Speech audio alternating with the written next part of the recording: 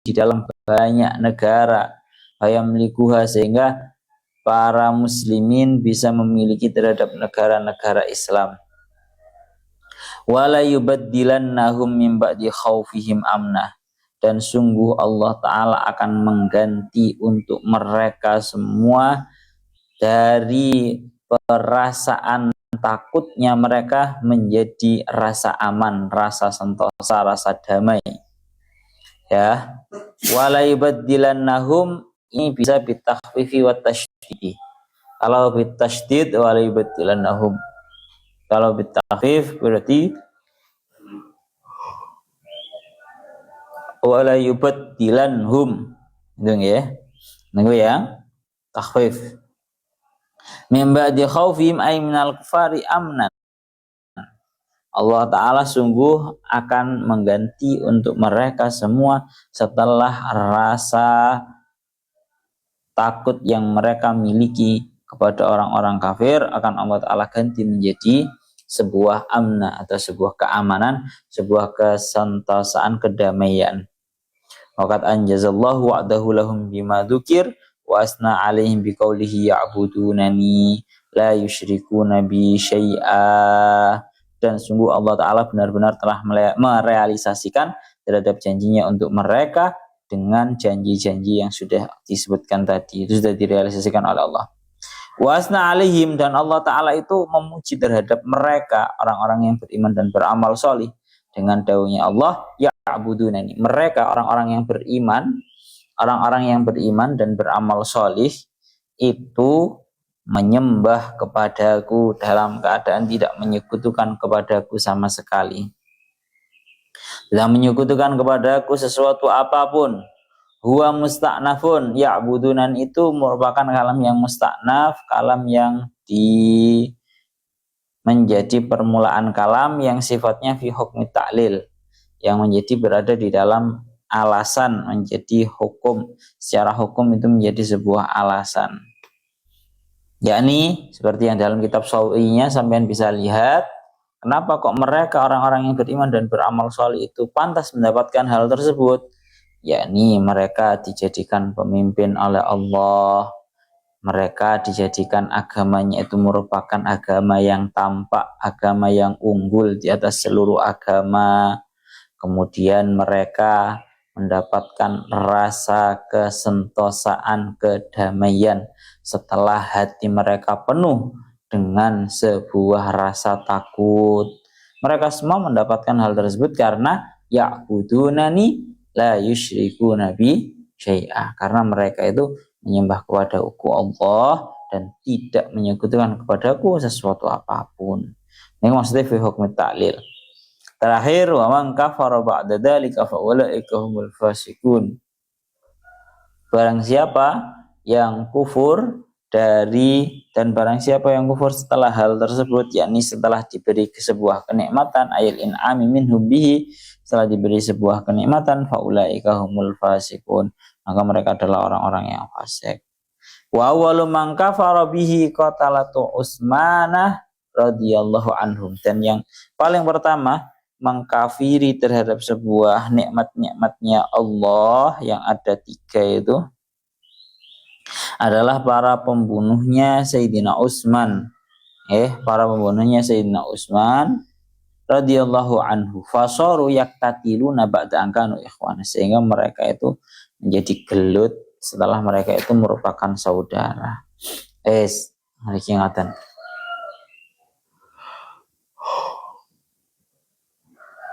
Ya Allah ya Rabbi ya Karim. Asik nih Pak, ngantuk ini ya.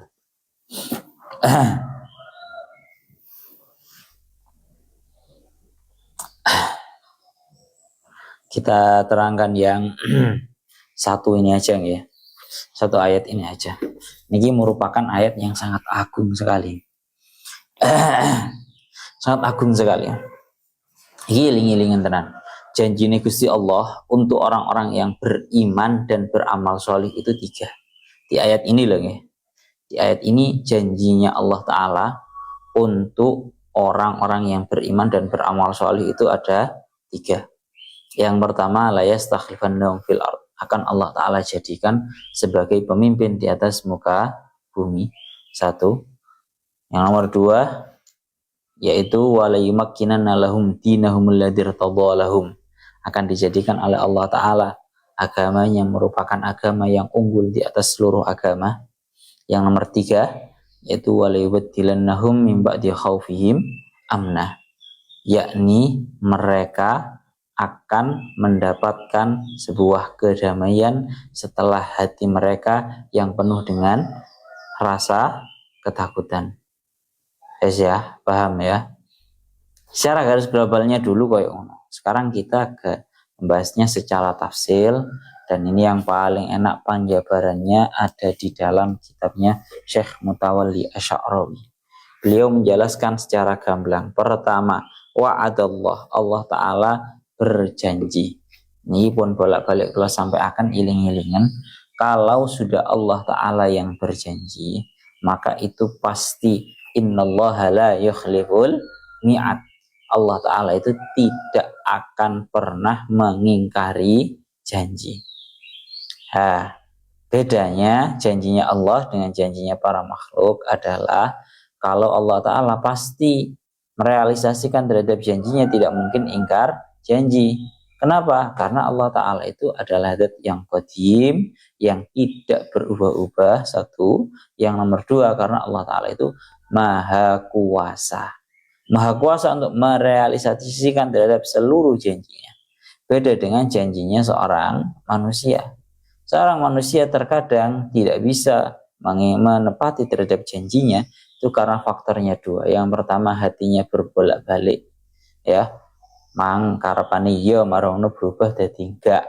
Satu. Yang nomor dua, yang namanya manusia ini, yang alasan faktor yang paling besar, yaitu manusia tidak memiliki sebuah kemampuan untuk merealisasikan keinginannya.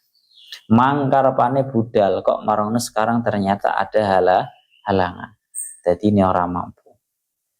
Sehingga kalau sudah Allah Ta'ala yang memberikan janji, niscaya ya Allah ya Rabbi ya Karim, niscaya sudah tidak mungkin hal tersebut Allah Ta'ala akan beringkar janji. Karena kula niku badhe matur, ada tiga hal yang sifatnya kamu tidak boleh ragu. Kamu boleh ragu terhadap diri kamu sendiri, bahkan kamu boleh menganggap diri kamu lemah. Akan tetapi dalam tiga hal ini kamu tidak boleh ragu. Yang pertama, janjinya Allah. Yang kedua, dawuhnya Rasulullah. Yang ketiga, keberkahan dan juga dawuhnya gurumu. Lais barang telu iki, Pak, awakmu gak oleh ragu. Mulane balik maneh, niki sekali lagi wa'adallah, janjinya Allah. Innallaha la yukhlifu. Allah Ta'ala tidak akan pernah ingkar janji. Satu itu, wa'adallahu alladzi amanu wa amilus shalihat. Allah Ta'ala berjanji untuk orang-orang yang beriman dan juga orang-orang yang beramal sholih. Apa itu? Ya, ini bahwa yang pertama orang-orang yang beriman, yakni orang-orang yang beriman terhadap Allah, terhadap Allah dan beriman terhadap Rasulullah dan beramal sholih. Dari sini para ulama menyimpulkan bahwa antara iman dan juga amal sholih itu merupakan sebuah hal yang berbeda. Ibarat kata iman itu adalah mesinnya, amal sholih itu adalah hasilnya. Ya, ibarat kata itu adalah sebuah pohon, amal sholih itu merupakan daripada pohon. Orang kalau benar-benar beriman, niscaya akan seperti halnya pohon yang mana akan mengeluarkan amal-amal sholih, yang mengeluarkan buah-buah yang bagus dan juga enak. Amal sholih itu berupa apa saja, seperti yang didawuhkan oleh Syekh Mutawalli Asy'arawi. Amal sholih itu aslinya gak muluk-muluk. Seperti dawuhnya Syekh Mutawalli Asy'arawi, beliau dawuh bahwa ayat ini merupakan surat An-Nur. Sudah sering disampaikan oleh beliau bahwa surat ini merupakan surat An-Nur, yang maknanya adalah cahaya. Di mana cahaya di sini diartikan dua. yakni cahaya secara zahir dan juga cahaya secara batin. Maka seperti halnya para manusia mematikan cahaya-cahaya buatan mereka berupa lampu dan semisalnya tatkala sudah muncul cahaya yang diciptakan oleh Allah Ta'ala berupa matahari, maka harus bagi seorang manusia untuk mematikan cahaya-cahaya hatinya tatkala Allah Ta'ala sudah menciptakan cahaya syariat Islam untuk menerangi batinnya seorang manusia. Jadi bagaimana? Berarti kalau manusia itu kalau sudah katakan seperti jam sekian ini ya, jam 6, jam 7, manusia itu kan punya cahaya zahir buatan berupa lampu. Kuwi lek wis muncul cahayane Gusti Allah, cahaya matahari maksudnya, cahaya ciptaannya Allah, niscaya seluruh para manusia akan mematikan terhadap cahaya-cahaya buatan. Lampune kabeh dipateni. Pokoknya ka omah-omah sing di situ sudah terkena oleh cahaya mataharinya Allah, matikan yang namanya cahaya buatan lampunya mereka.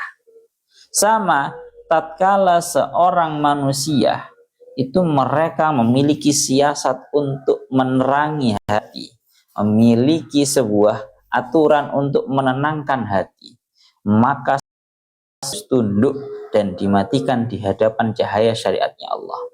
Kadang kan menungso itu kan anggapan bahwa hatiku iso tenang lek kapan carane, semisal saya butuh hiburan.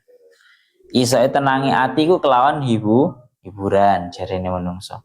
Iso tenangku lek berlibur. Ini namanya cahaya-cahaya buatan manusia untuk batinnya mereka. Maka tatkala sudah ada cahaya syariatnya Allah, niscaya semua cahaya buatan untuk menerangi hati itu harus mengikuti terhadap cahaya syariatnya Allah Ta'ala. Rupanya apa mawon kemarin disebutkan daunnya Syekh Mutawal Asy'arawi banyak sekali nggih, yang disimpulkan yang paling pertama sendiri agar seseorang itu memiliki kehidupan yang terang benderang, syarat yang paling utama adalah harus memakan dan meminum makanan-makanan dan minuman-minuman yang halal. Ojo sampai ke panganan atau ke omben barang haram. Ya, itu pun bolak-balik diingatkan bahwa Allah Ta'ala dawuhnya Kanjeng Nabi, ayyuhan nas innallaha thayyibun la yaqbalu illa thayyiban. Wahai para manusia, sesungguhnya Allah Ta'ala itu maha indah yang tidak mau menerima kecuali hal-hal yang indah, kecuali hal-hal yang bagus, hal-hal yang baik. Wa innallaha amara al-mu'minin bima amara bi al-mursalin, dan Allah Ta'ala memerintahkan terhadap para mukminin dengan perintah yang Allah Ta'ala perintahkan kepada para mursalin, para nabi dan juga para utusan. Rupane napa? Allah Ta'ala dawuh, ya ayyuhar rusulu kulu minat thayyibati wa'malu shalihan inni bima ta'maluna alim. Wahai para rasul, para utusannya Allah, kulu minat thayyibat, makanlah dari makanan-makanan yang baik, makanan-makanan dan minuman-minuman yang baik, yang halal, yang thayyib, yang enak. Barang sing halal itu pasti enak. Wa'malu sholihah, dan beramallah sholih, inni bima ta'maluna alim, sungguh aku dengan apa yang kalian lakukan semua itu merupakan zat yang maha tahu. Ini perintahnya Allah Ta'ala terhadap para rasulnya. Dan Allah Ta'ala memerintahkan dengan perintah yang sama dengan perintah terhadap para rasul. Allah Ta'ala memerintahkan perintah yang sama terhadap para mukminin. Allah Ta'ala dawuh di dalam surat Al-Baqarah ayat 172, ya ayyuhalladzina amanu kulu min thayyibati ma razaqnakum. Wahai orang-orang yang beriman, makanlah dari enak-enaknya, dari halal-halalnya perkara yang aku rizkikan kepada kalian semua. Sehingga kuncine wong iku iso ngamal soleh adalah satu, yaitu panganane sing enak, sing halal tegese. Pampuran ini sebenarnya sudah dibahas pada pembahasan kemarin. Ibarat kata setiap hal itu memiliki BBM-nya masing-masing. Sepeda motor iku mbok iseni bensin, mbok iseni pertalit, lek mbok iseni banyu ora melaku, lek mbok iseni minyak ora melaku. Ya, maka sama seperti halnya manusia. Manusia merupakan kendaraan untuk melakukan amal-amal solih. Isok melakukan amal solih adalah satu, yaitu makanan-makanan yang halal. Lek wis menungso iku mbok BBM halal, panganan dan minuman halal, melaku nang barang sing halal iki rasa enteng. Begitu juga sebaliknya, lek BBM-e menungso kok dikei panganan ngombian sing haram, berarti BBM-nya salah. Bahasa kasarane ngomong ngoten, ora iso mlaku nang amal sholih. Ya, jadi wa'adallahu alladziina aamanu wa 'amilus sholihat, bisa beramal sholih itu kuncinya adalah satu, yaitu harus diberi BBM yang halal. Karena sampai Kanjeng Nabi dawuh, lek BBM orang halal, tegese BBM itu bahaya bagi seseorang, dia tidak akan diijabah doanya. Seperti yang dawuhnya Kanjeng Nabi, ar-rajul yutilu as-safar ash'asa aghbara yamuddu yadayhi ila sama, ya rab, wa mat'amu haram wa mashrubu haram wa albasu haram wa ghudhiya bil haram fa anna yastajabu lidzalik. Dawuhnya Kanjeng Nabi, ada seorang pemuda, ada seorang yang sifatnya orang tersebut itu menjadi musafir, menjadi pengembara, yang rambutnya itu kerowek-kerowek, ya, yang rambutnya itu berantakan, mukanya terlihat berdebu.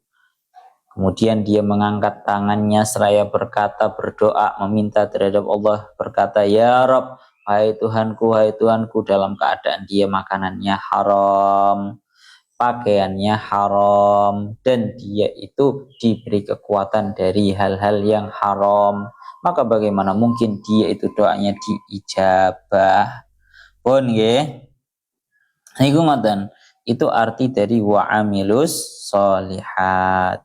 Dan kemarin juga sudah membahas mengenai tentang dalam surat An-Nur ini membahas tentang yang namanya nikah, dan Allah Ta'ala mengharamkan yang namanya sebuah perzinahan.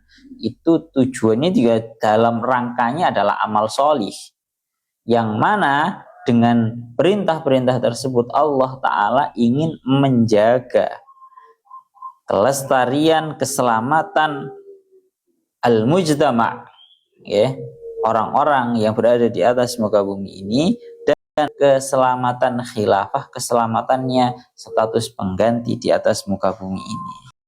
Pun itu secara globalnya ngoten. Tengeriki doanya janjinya Allah Ta'ala, kita mulai membahas la yastakhlifannahum. Nggih. Wa'adallahu alladziina aamanu minkum wa 'amilus sholihati la yastakhlifannahum.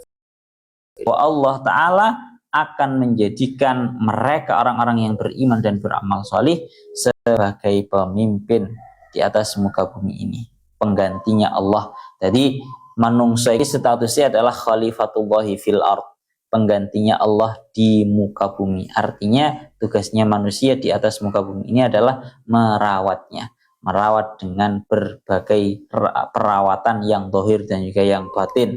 Yang dohir berupa tidak merusak, menjaga ekosistem alam, dan yang batin itu dengan cara tidak melakukan tindakan kekufuran, kemusyrikan, dan tindakan maksiat. Maka tengeriki tiga akan menjadi khalifah, pengganti dan pemimpin di atas muka bumi ini, itu merupakan sebuah tugas yang berat. Tapi kok jadi pemimpin? Jadi bahasa kasar yang ngomong, orang kalau mau menjadi pemimpin di atas muka bumi ini, caranya cukup satu, yaitu beramal solih, beriman dan beramal solih. Dia akan dijadikan pemimpin oleh Allah. La yastakhlifannahum fil ard, akan dijadikan oleh Allah sebagai pemimpin di atas muka bumi ini. Cuma yang namanya menjadi pemimpin di atas bumi ini bukanlah hal yang ringan, bukanlah hal yang mudah. Karena nopo? Yang kita ketahui di dalam sejarahnya dan beramal saleh yang paling pertama sendiri adalah para sahabatnya Kanjeng Nabi. Kamu tahu apa yang terjadi, apa yang dilakukan, apa yang dialami oleh mereka para sahabatnya Kanjeng Nabi selaku orang-orang yang beriman dan beramal saleh yang paling pertama dari umat ini. Yang ada adalah kaifa kanu yu'adzabun wa yuttahadun. Mereka para sahabat di awal-awal perjuangannya Rasulullah, di awal Rasulullah, para sahabat itu mendapatkan sebuah siksaan, mendapatkan sebuah kriminalisasi, dan tidak ada satupun yang mampu menolong terhadap para sahabat untuk menghadapi kriminalisasi yang dilakukan oleh orang-orang kafir terhadap mereka. Paham barawe Pak? Abot tenanan. Dulu ceritanya sahabatnya Kanjeng Nabi semuanya itu penindasan, disiksa, dan bahkan sampai meninggal atas penyiksaan tersebut karena mempertahankan iman. Hingga tidak satupun dari orang yang bisa melindungi mereka dari penyiksaan dan penindasan tersebut. Sampai-sampai para sahabat itu terpaksa untuk hijrah, ya, menuju Habasyah dan juga menuju Madinah. Seperti yang dikatakan oleh Allah Ta'ala dalam surat Al-Ankabut ayat 2, ahaziban nasu ayyutraku ayyakulu amanna wahum la yuftanun. Maka yang membawa terhadap masyailal hidayah atau lentera-lentera hidayah menuju dunia ini secara umum adalah para sahabat. Kamu tahu kan, yang menyebarkan agama Islam di seluruh perjajahan bumi ini adalah para sahabat. Kanjeng Nabi dakwah dumateng para sahabat yang mendakwahkan kepada seluruh anha'il alam, seluruh perjajahannya dunia. Karena para sahabat ini melakukan berkelana,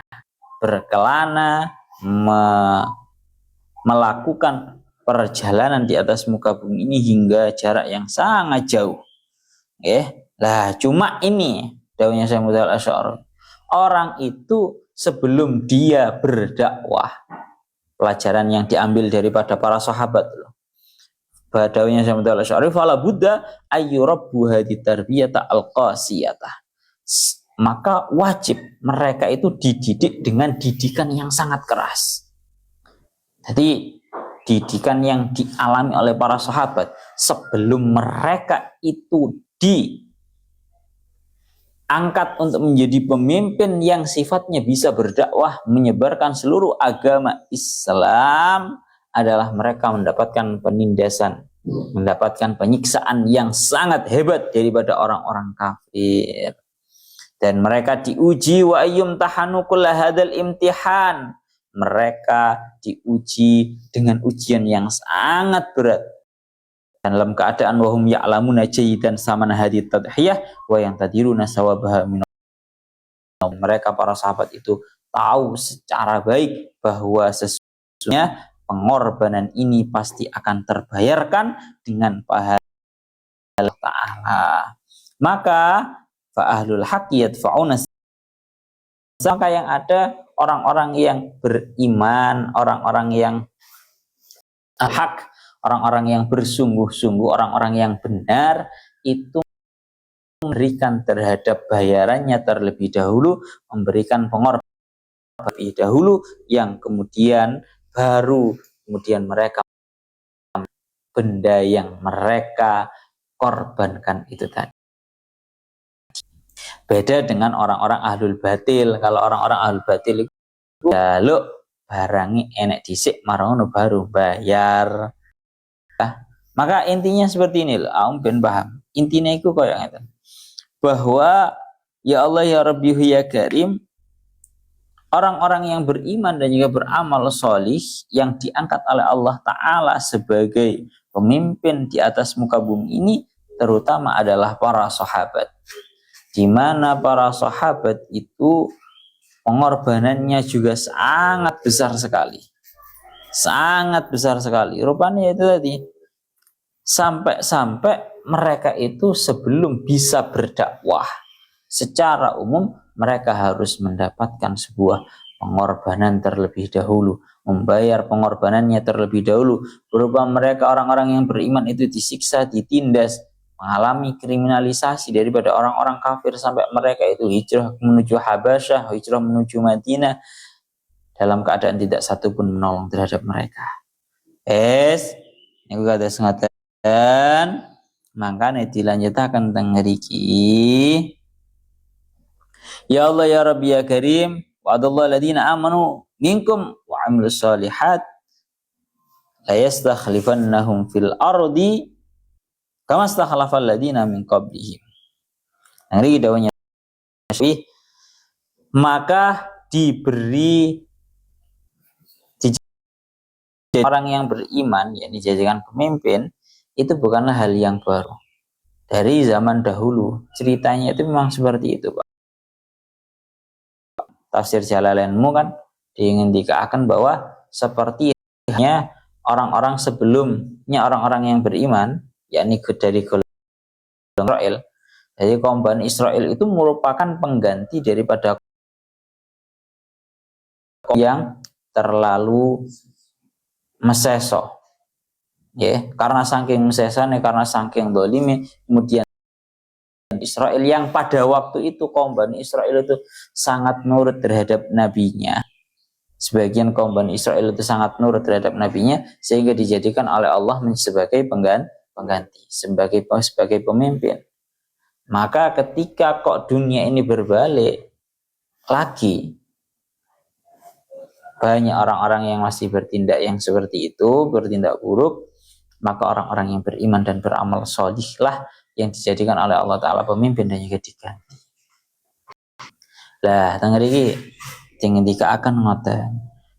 Jadi sing nggarai tunduknya orang-orang di atas muka bumi ini terutama bukanlah sebuah kekuatan, bukan karena memiliki nuklir ataupun yang lainnya, tapi adalah iman dan juga amal soleh. Barusan saja kemarin saya mendapatkan cerita. Kemarin itu didawahkan ada 3 sosok yang sangat ditakuti oleh para penjajah di Malaysia. Sosok itu adalah orang-orang yang kebetulan tokoh, salah satunya adalah Syekh Nawawi Al-Bantani. Satu sosok ulama yang ditakuti oleh penjajah. Sampai-sampai ada salah seorang penjajah itu pura-pura menggunakan fashion muslim, ya nggak kopi, sarung, yang kemudian dia berangkat menuju Mekah, tahu terhadap sosoknya Syekh Imam Nawawi Al-Bantani. Kenapa kok Syekh Nawawi Al-Bantani ini kok sangat ditakuti oleh para ini? Saya penjajahnya moro nang Mekah, sowan nang Syekh Nawawi. Tengah-tengah sowan beliau Syekh Nawawi Al-Bantani ini terhadap seorang penjajah yang ingin membuat sebuah penelitian. Cara ini penjajah yang jero atine ngene.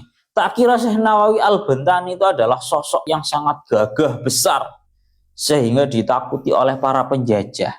Ternyata Syekh Nawawi Al-Bantani itu adalah sosok yang penampilannya biasa, ya tidak gagah, bahkan cenderung posternya Syekh Nawawi Al-Bantani itu kecil.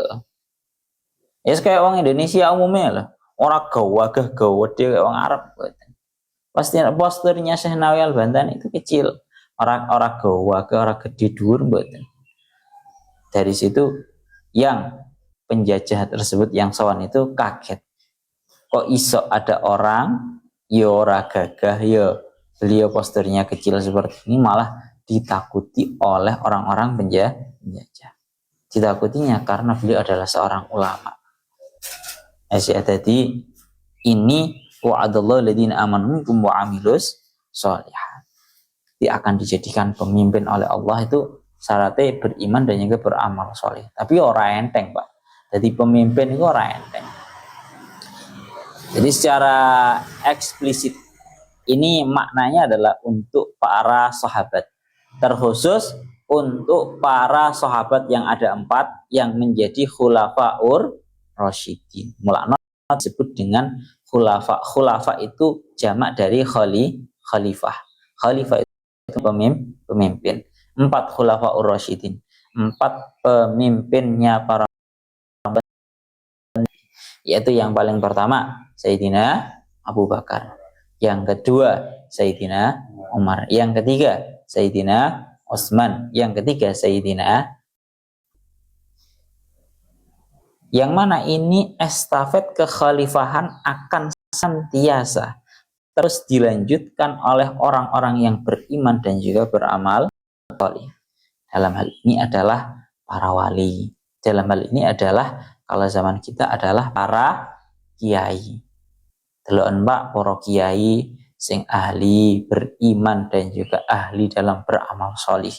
Bagaimana beliau melanjutkan status kekhalifahan fil ard sebagai pemimpin di atas muka bumi ini. Beliau itu menjadi pemimpin yang mendidik terhadap para santrinya, para muridnya, para jamaahnya, para masyarakatnya.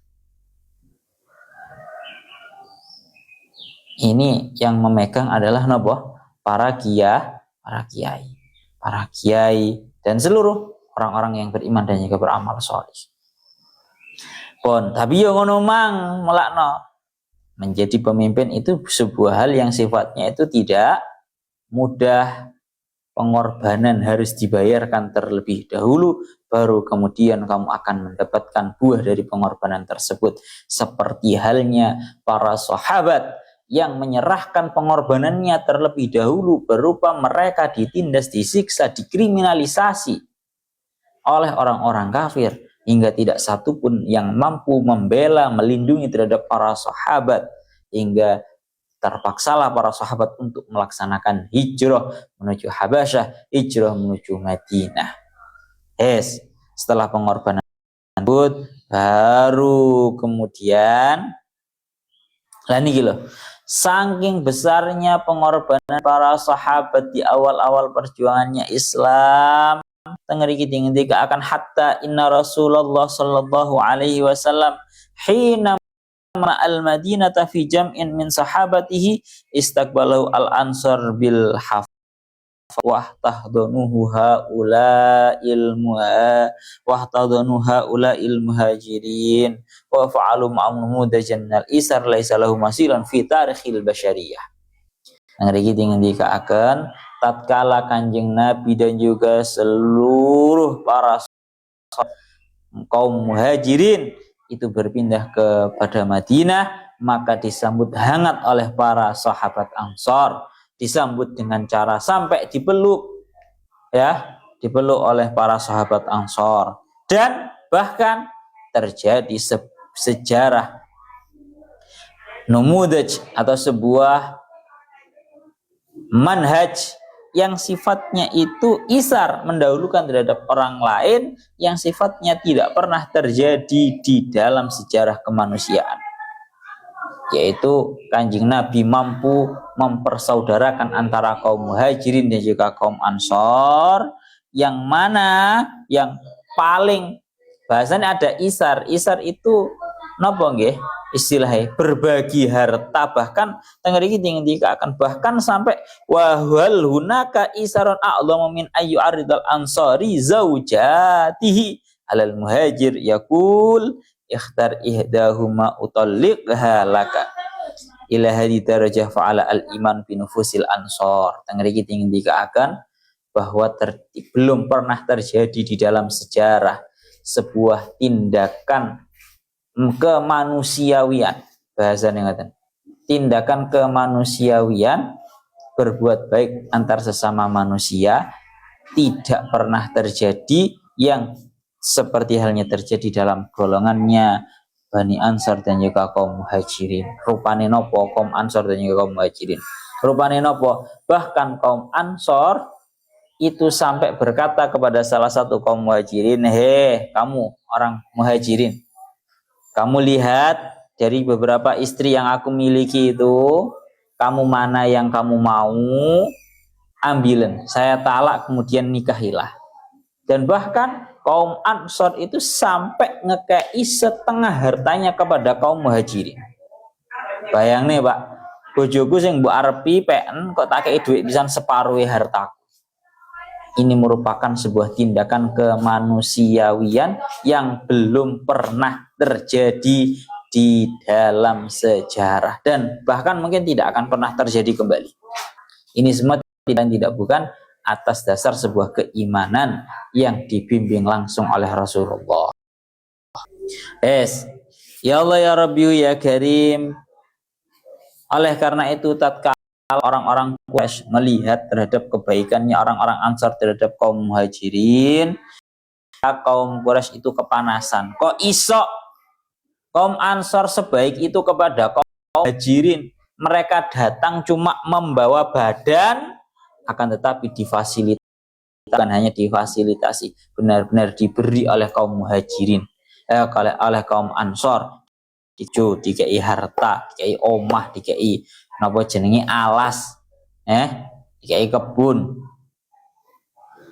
Masya Allah, melakno teng mriki dingendikaken, tapi teng mriki dingendikaken bahwa tatkala kaum Ansor dan juga kaum Muhajirin itu menjalani kehidupannya dengan kehidupan yang penuh dengan kerukunan tanpa adanya sebuah gegeran. Kalau niki kan sering seperti yang didawakan kalian Gus Tufel saking dawe abi wong ku lek tujuane akhirat kuwi ora ngarah geger. Sing ono malah urusan dunia, urusan bojo malah dibagi. Wis bojoku lurus sing siji peken wis tak talak peken. Hartaku akeh katakan 2 miliar, sing 1 miliar peken. Ini kalau orang tujuannya akhirat dan dia memiliki iman yang benar-benar bercahaya di dalam hatinya. Oleh karena itu, karena melihat kaum Ansor dan juga kaum Muhajirin yang hidup damai dan tidak kurang suatu apa, akhirnya nopo mereka melihat ini sebuah hal yang harus Quraisy ngomongnya kayak ngoten. Bahasane beliau waktu naron kaifa ya'ishu al muhajiruna fil madinah hadil aisha asilu jami'an didahadatin liyadribu an qausin wahidat wa ta'amaru alal qudwah liyaqdu ala hadatin al walid alladhi mal khatari alaihim.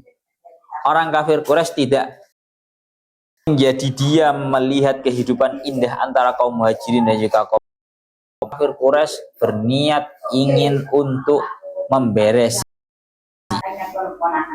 Piye carane wong Islam uripe ora penak, ora damai. Akhirnya nopo? Hatta innal amra qad balagha bil muhajirin wal ansar annahum la yabituna illa bisilah. Kaum Muhajirin, kaum Ansar itu lek dalu. Iki ora isok turu kecuali dalam keadaan di sampingnya atau bahkan di tangannya itu membawa pedang. Tujuannya apa? Gara-gara khawatir tiba-tiba orang-orang kafir Quraisy menghampiri mereka dan kemudian membunuh. Boleh uripe wong Islam di Madinah itu sangat damai. Damai, Pak. Sing urung duwe duit dikei duit, sing gurung duwe kebun dikei kebun, sing gurung duwe bojo dikei bojo, maksudnya dibagi bojo sama orang-orang Muhajirin. Damai pol, tapi enggak dengan kedamaian yang dimiliki orang-orang kafir itu dengan kedamaian yang terjadi di antara kaum Muhajirin ya kaum Ansar itu justru membuat orang-orang kafir semakin panas. Cara bahasa Islam jangkrik. Mari diusir teko Mekah, ditindas, disiksa, dikriminalisasi, pindah nang Madinah uripe kok malah penak wong-wong Muhajirin, wong Islam iku. Ngaplek. Matine wong kafir malah ora penak, Pak. Hatine wong kafir malah panas. Karena gak rela melihat kehidupan yang nikmat dari orang-orang yang Islam. Sampai-sampai itu tadi mengancam. Sampai sing jenenge kaum Muhajirin ya kaum Ansar iku ora iso turu kecuali membawa pedang di tangannya. Karena khawatir. Akhirnya sampai sebagian para sahabat berkata matur kepada sahabat yang lain, atarawna anna na'ishu hatta na'man wa natma'innu wa la nabitu fis silahi wa nusbihu wa la nakhsha illallah. Doanya para sahabat yang bahasa kasar ngomong sedikit mulai capek dengan kondisi yang seperti ini.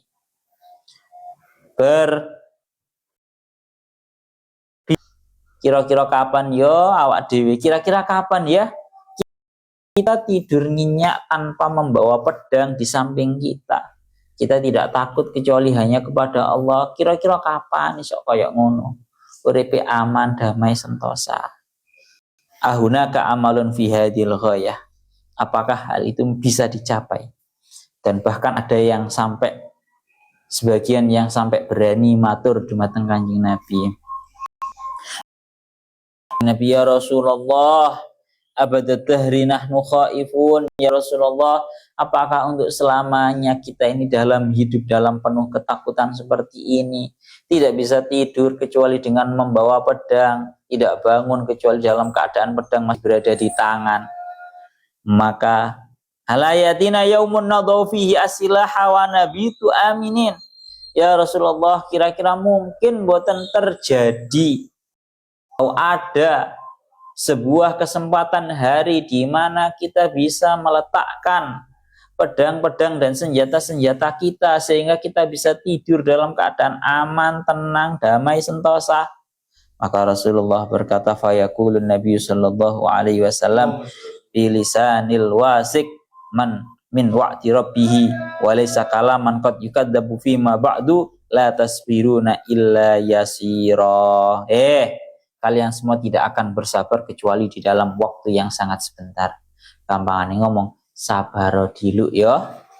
Napa sabaro diluk hatta yajlisar rajul minkum fil mala'il azim muhtabiyan laysat fi hadidatun. Hingga akan datang waktu di mana setiap manusia itu bisa duduk dengan dalam keadaan duduk yang menggunakan ihtiba. Lungguh ason-ason sing biasa lek wong Arab ono gawe ngene lho Pak. Dalam keadaan dia tidak membawa besi satupun, tidak membawa pedang, tidak membawa senjata satupun.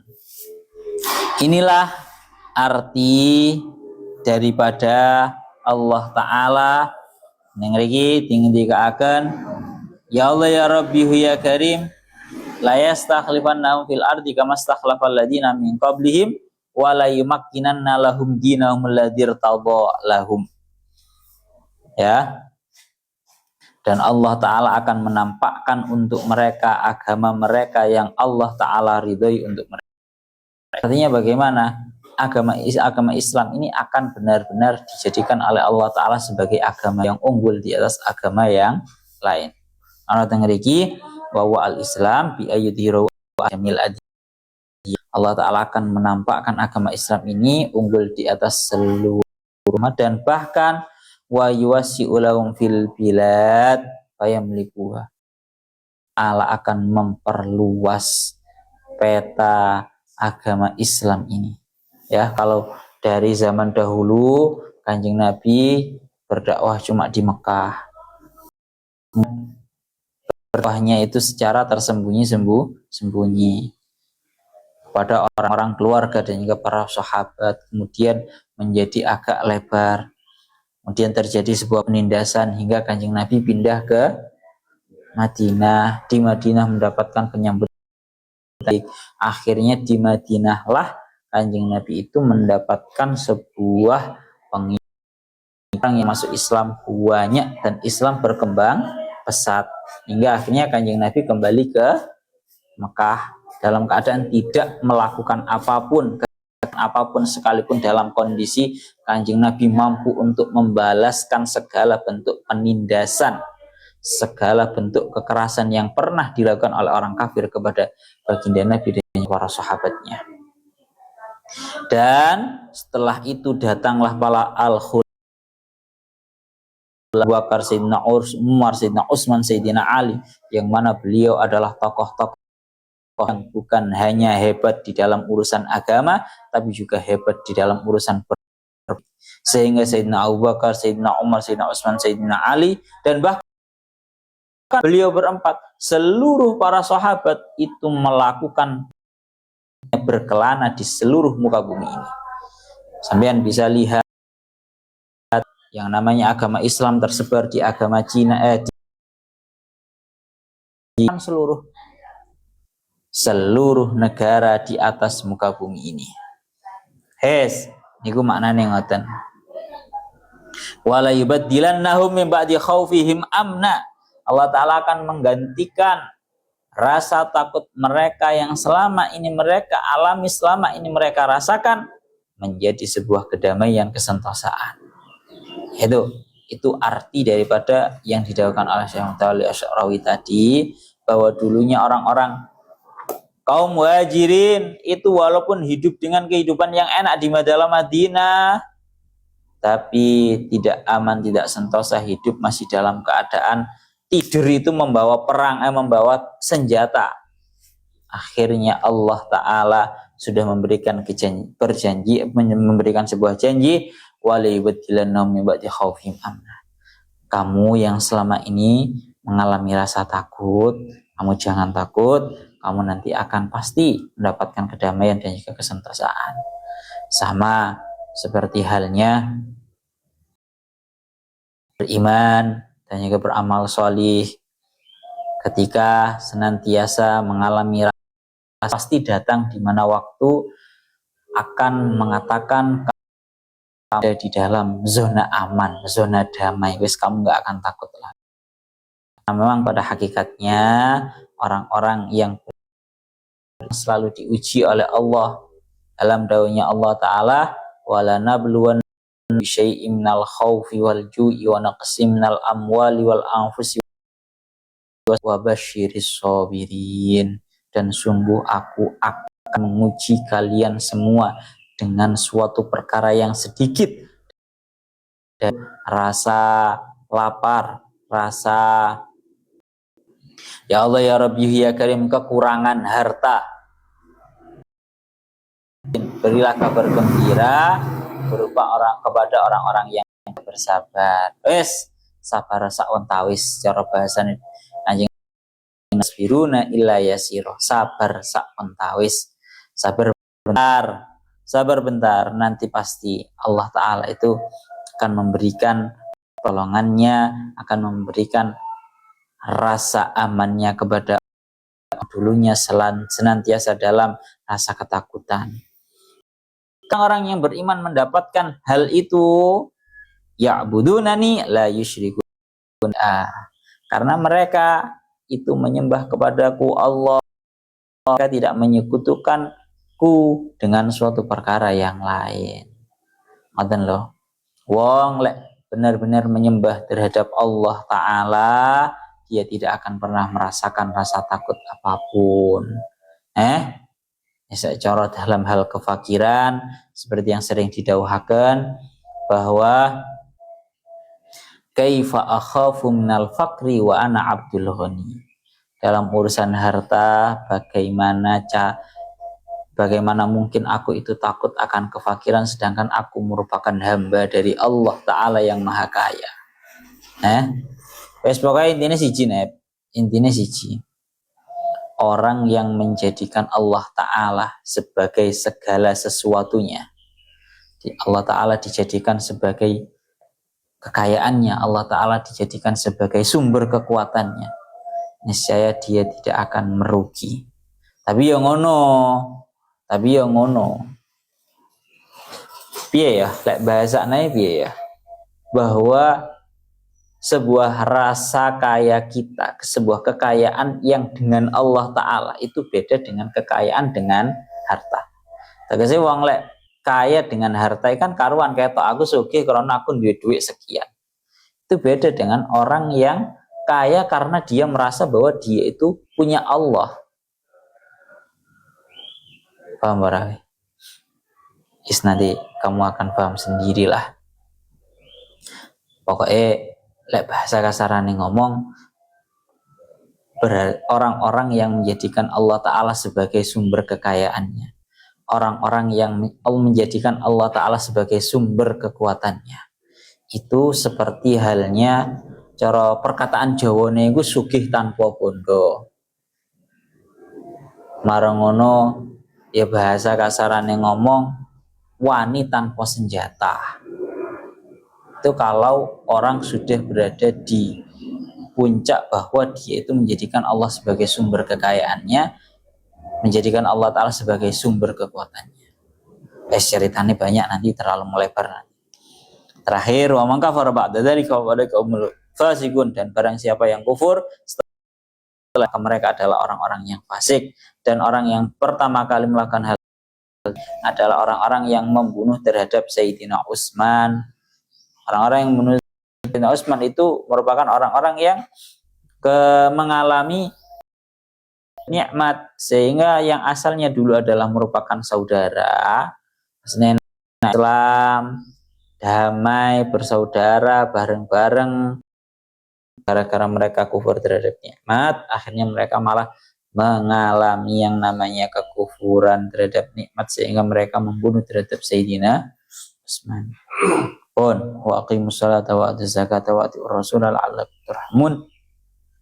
Surat An-Nur ayat 56. Ilahuna wallahu a'lam bishawab.